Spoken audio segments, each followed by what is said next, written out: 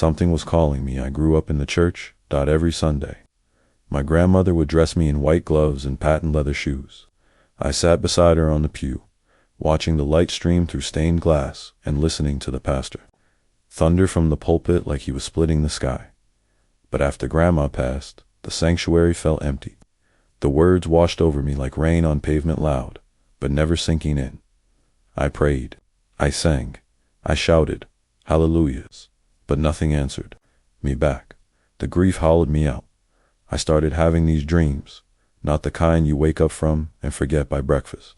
These were heavy, like messages carved into my bones. In one, I stood at a crossroads beneath a black sky, surrounded by trees that whispered in a language I couldn't quite understand. There was a man with a top hat and cane, leaning against a gate. He smiled without smiling, just stood there waiting.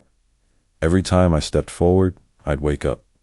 I told no one, not at first, not even my mother, who still clutched her Bible like it was the last rope out of the fire.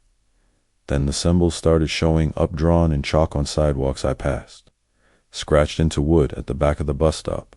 They looked like art at first, until I realized they matched what I'd seen in the dream.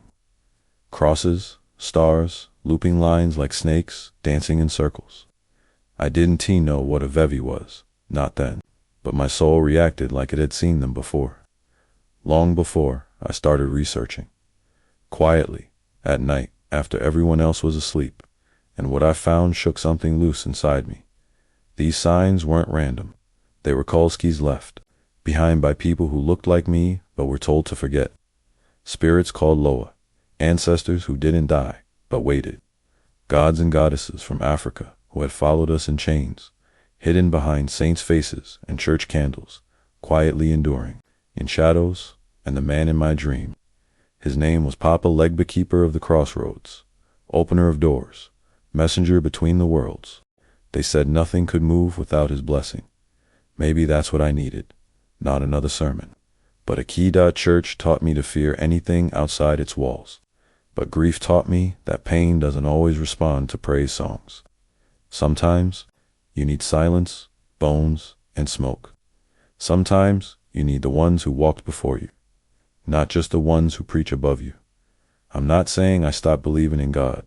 I'm saying I stopped believing he was only in one place.